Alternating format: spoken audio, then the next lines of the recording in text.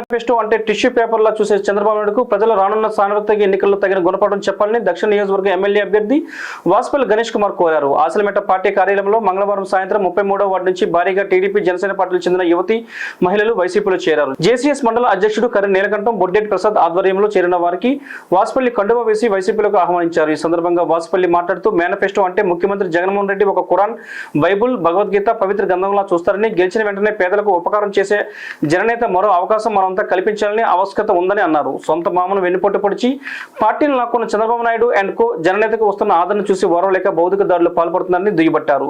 విశాఖ నియోజకవర్గం నుంచి బొత్స ఝాన్సీని ఎంపీగాను, ఎమ్మెల్యే అభ్యర్థిగా వాసుపల్లి గణేష్ కుమార్ ని గెలిపించుకుని జగనన్న కానుకగా అందజేయాలని కార్యక్రమంలో 33వ వార్డు వైసీపీ నాయకులు రమణారెడ్డి, శ్రీహర్ రెడ్డి, కె శ్రీను, కనితి బ్రహ్మం, పాలేటి ఊర్వశి, శివ తదితరులు పాల్గొన్నారు.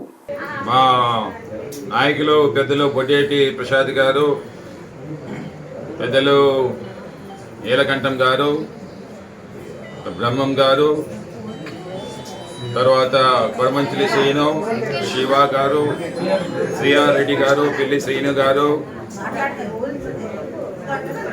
అలాగనే ఊర్వశి గారు, చెన్నమ్మల్ గారు, పెద్దలు రమణారెడ్డి గారు, ఒక టెంపుల్ చైర్మన్ గారు, వీరందరి ఆధ్వర్యంలో సుమారు ఒక 200 కుటుంబాలు ఈరోజు ఏమో పార్టీలో జాయిన్ అయ్యేవి. 33వ వార్డు నుండి స్ట్రాంగ్ లీడర్షిప్ అన్నమాట. ఈ వార్డులో చాలా స్ట్రాంగ్ లీడర్షిప్ ఉంది. ఇది వైఎస్ఆర్సీపీ పార్టీకి కంచుకోట. ముఖ్యంగా గవర్నర్ కమిటీ బేస్డ్ అయినటువంటి ఓట్ బ్యాంక్ ఉండేటువంటి వార్డు ఇది. ఈరోజు గవర్నర్ కమిటీ అంతా కూడా one side with Jaganmohan Reddy గారు అని చెప్పేసి నేను గట్టిగా చెప్తా ఉన్నాను. ఎందుకంటే జగన్మోహన్ రెడ్డి గారి నాయకత్వంలో దీర్ఘకాలిక సమస్య ఏదైతే వెంకటేశ్వరపేట సమస్య ఉందో దాదాపుగా 200 కుటుంబాలు వైఎస్ఆర్సీపీ పార్టీలో జాయిన్ అవ్వడం జరిగింది.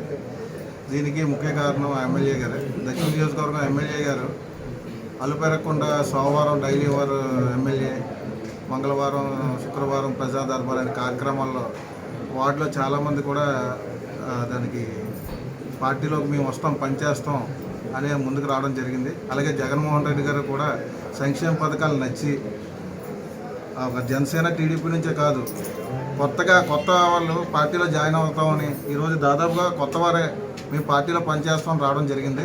దానికి నేను చాలా ఆనందిస్తున్నాను.